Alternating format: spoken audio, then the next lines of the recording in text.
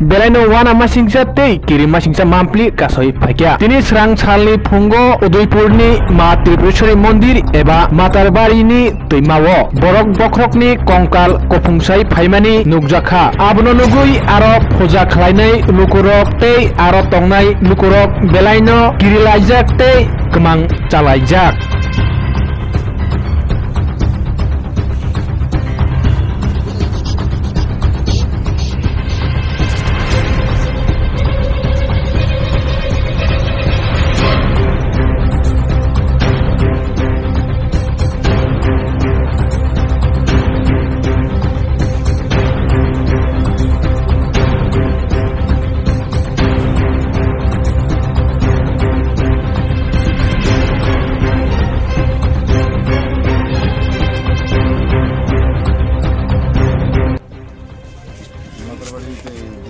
দিঘির ভিতরে একটা মানুষেরই মনে হইতে আছে আর কি, সন্দেহ হইতে আছে মানুষেরই মাথা কোনো জায়গা থেকে আন না এখানে মন্দিরের দিঘির মধ্যে ফেলাইছে।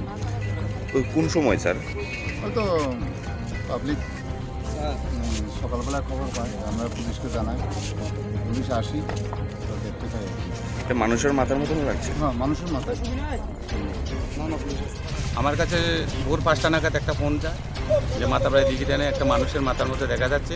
আমি সঙ্গে সঙ্গে আর পিএসে ইনফর্ম করি এবং পিএস থেকে অলরেডি লোক এসেছে দেখছি এবং ওরাও তদন্ত করে দিয়েছে মানুষের মাথায়। সেটা প্রাথমিক তদন্তে বোঝা গেছে সেটা মানুষের মাথায়। এটা কি কেউ পালিয়েছে এমন কোনো কিছু? সেটা আমি বলতে পারবো না, প্রশাসনকে দায়িত্ব দিয়েছি, প্রশাসন সেটা চিন্তা করবে।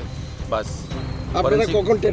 আমি আমার কাছে ভোর 5টা নাগাদ একটা ফোন যায়, তখন আমি সঙ্গে সঙ্গে আরতুপুর পিএসে ইনফর্ম করি এবং পিএস থেকে লোক এসেছে, ওরাও দেখছে। প্রাথমিক তদন্তে দেখা গেছে মানুষের মাথায়, বাকিটা ফরেন্সিক ল্যাবরেটরি থেকে লোক আসবে, বাকিটা প্রশাসন দেখবে। এই বিষয়টা আপনি কী ভাবতেন? আমি ভাবার কিছু না আছে, যেহেতু প্রাথমিক তদন্তে দেখা গেছে এটা মানুষের মাথায়, কী হয়েছে বাকিটা তদন্ত করে প্রশাসন দেখবে, সেটা আমার দায়িত্ব না। আমি এটা তো কল্যাণ সাগরের মধ্যে পাওয়া গেছে। কল্যাণ সাগরের মধ্যে পাওয়া গেছে, কল্যাণ সাগরের পূর্ব পার।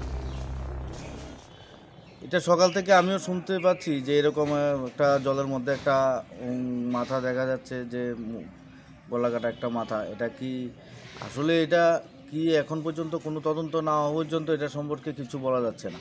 তো সময়ের অপেক্ষা, এরপরে দেখা যাক এটা কি হয়।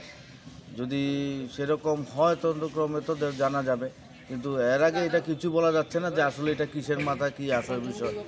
সবাই বলছে এরকম মানুষের মাথা, এই সেই এক একজন এক এক রকম মন্তব্য করছে। কেউ বলছে যে এটা হয়তো বাড়ির থেকে এনে ফেলেছে, বা কেউ বলছে হয়তো পুকুরেই পড়েছে।